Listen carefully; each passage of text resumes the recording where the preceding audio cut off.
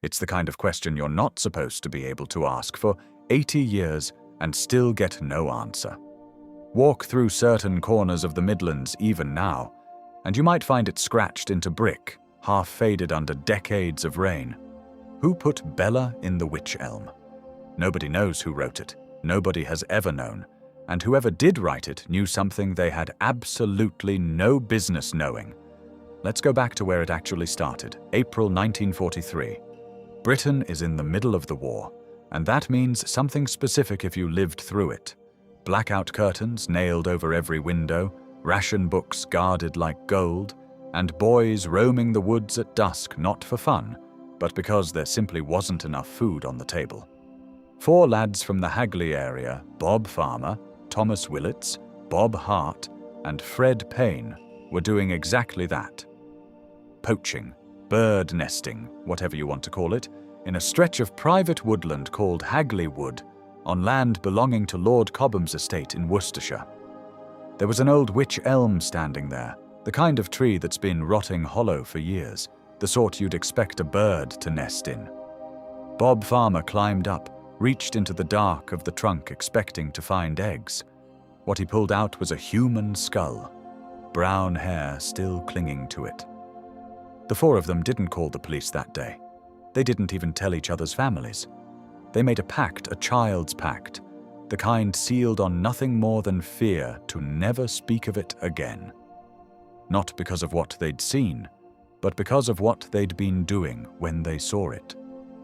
Poaching on someone else's land during wartime wasn't a small thing to a boy in 1943. But guilt has a way of outlasting fear. Thomas Willits couldn't carry it. He went home and told his parents what was sitting inside that tree, and from there it was out of his hands. Police sealed off the wood within hours. What they found inside that hollow trunk wasn't just a skull, it was almost an entire skeleton. Folded and forced into the cavity of the tree, somebody had gone to real effort to make a body disappear into wood that had been dead and rotting for years. And a short distance away, separate from the rest of her, they found a hand. Just a hand. Bones scattered loosely on the ground, as if it had been removed entirely from the body and discarded somewhere else on purpose. Beside the remains, a cheap gold-colored wedding ring, a single worn shoe, scraps of clothing too decayed to tell much from. And stuffed deep inside the mouth of the skull, a piece of taffeta fabric. That detail alone told Professor James Webster, the pathologist called in to examine her, almost everything he needed to know about how she died. Suffocation. Someone had pushed that fabric into her mouth and held it there until there was nothing left to hold. Webster's full report painted a picture of a woman roughly 35 years old, barely 5 feet tall, with crooked upper teeth and wavy light brown hair.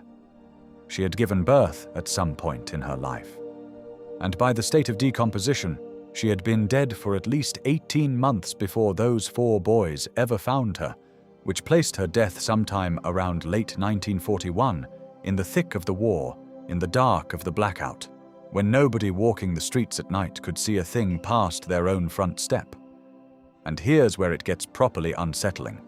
No identification, no purse, no handbag, no ration book, and in wartime Britain, that book was practically an extension of your own body. You didn't go anywhere without it. She had nothing on her that said who she was. It was as if somebody hadn't just killed her. They'd erased her first. Months passed, and the investigation went precisely nowhere. Detectives cross-checked her against every missing woman they could find records of: prostitutes, factory workers, women who'd simply vanished during the chaos of the war years. None of them fit. No dental records matched. No family came forward. She sat in police files as exactly what she'd been found as. Nobody. And then, almost a full year later, something happened that turned this from an unsolved murder into something that would haunt the country for the rest of the century. Chalk writing started appearing on walls, not in Hagley, where the body was found, but miles away, scattered across the industrial Black Country and Birmingham. The first one read, "Who put Luabella down the Wych Elm?" scrawled on a wall on Hayden Hill Road, Old Hill. Shortly after, a second message went up on Upper Dean Street, Birmingham, this one cleaner, more direct. "Who put Bella down the Wych Elm? Hagley Wood." Police looked into it, and the detail that stopped them cold wasn't the message itself. It was the height. The writing was placed too high on the wall for a child to have done it without help. Whoever wrote that knew the exact location where the body had been discovered. Hagley Wood specifically, at a time when the press hadn't been splashing every detail of the case across the front pages. That's not common knowledge for an ordinary passerby to have. That's the knowledge of somebody who already knew the answer to the question they were asking. The name stuck. From that point on, in newspapers, in pubs, in the memory of an entire region. She wasn't the unidentified woman from Hagley Wood anymore. She was Bella. So who was she? And who knew enough to write that wall message? Two theories took hold, and they could not be further apart from one another. The first pulls you straight into the machinery of wartime espionage. In 1941, a German spy named Joseph Jacobs had been captured on British soil and executed at the Tower of London, the last man ever to be put to death there. Among his possessions was a photograph of a woman, Clara Bauerle, a German cabaret singer and dancer. The theory goes that Bauerle herself was working as a Nazi agent, parachuted into England, and that she vanished from public life around the same time Bella's estimated time of death falls. The suggestion is brutal in its simplicity. She was killed, possibly by her own handlers, because she'd been exposed, or because she'd become a liability. It's a compelling theory, and it's the one that gets repeated most in books and documentaries. But it has a serious problem. Researchers digging through German archive records later found documentation suggesting Clara Bauerle most likely died in Germany in 1942, which, if accurate, would put her nowhere near that tree in Worcestershire. The theory hasn't been killed off entirely, but it walks on a much weaker leg than it used to. The second theory drags you somewhere far darker and far older than the war itself.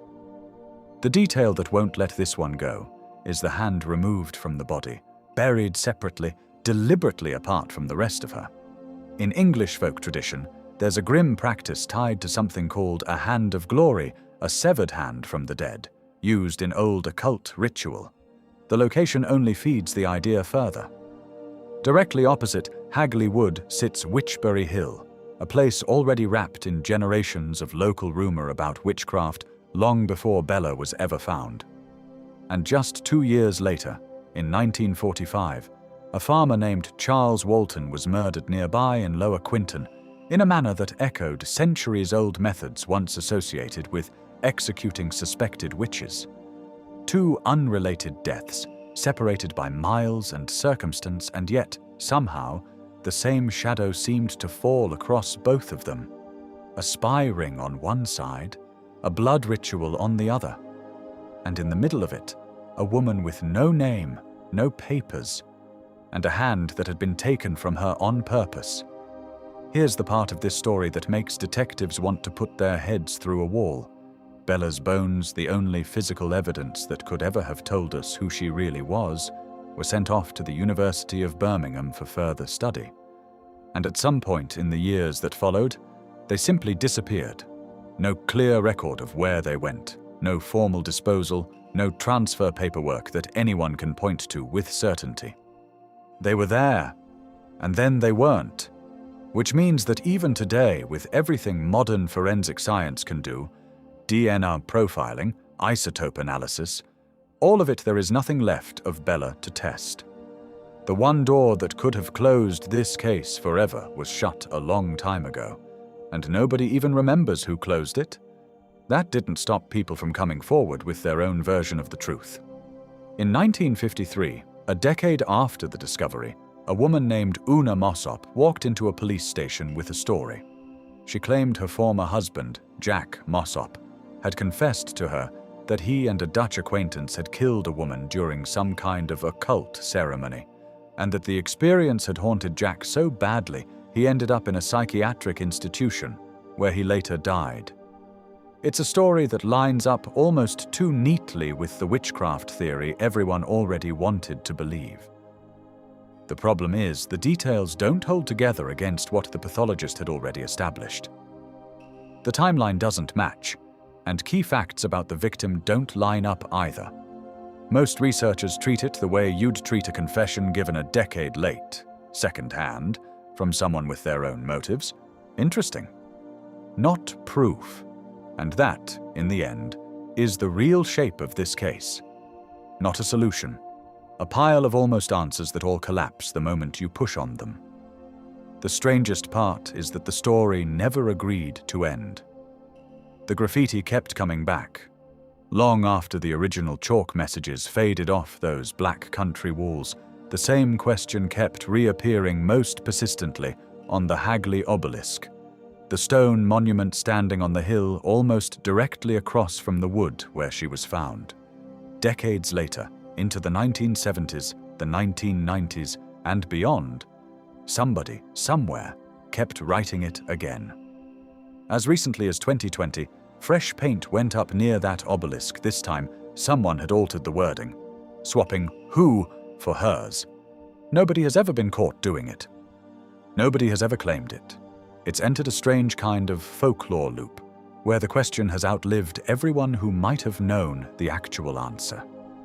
Even now, the file on Bella technically remains open with West Mercia Police, which legally means nothing about her can simply be written off as closed history. A BBC podcast investigation in recent years put out a public call for new information, hoping that somewhere out there, a family story, an old letter, a half-remembered rumor passed down a generation, might finally connect to her. So far, nothing has. What stays with you, walking away from this one, isn't really the murder itself. People were killed in obscurity all through the war, and most of those cases never got remembered at all. What stays with you is that somebody once deliberately erased every trace of who this woman was. No papers, no ration book, no name. And then, just as deliberately, somebody else stepped in years later and refused to let her be forgotten, scratching her name onto walls across an entire region until the whole country was asking the same question without ever getting an answer. 80 years on, that's still exactly where it sits. A woman with no name, given one by a stranger nobody has ever identified.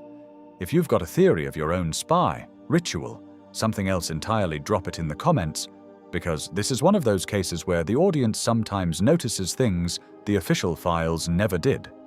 And if stories like this one are the kind that get under your skin, you know what to do like it. Share it with someone who'd appreciate a proper unsolved mystery, and subscribe, because there are more of England's buried questions where this one came from.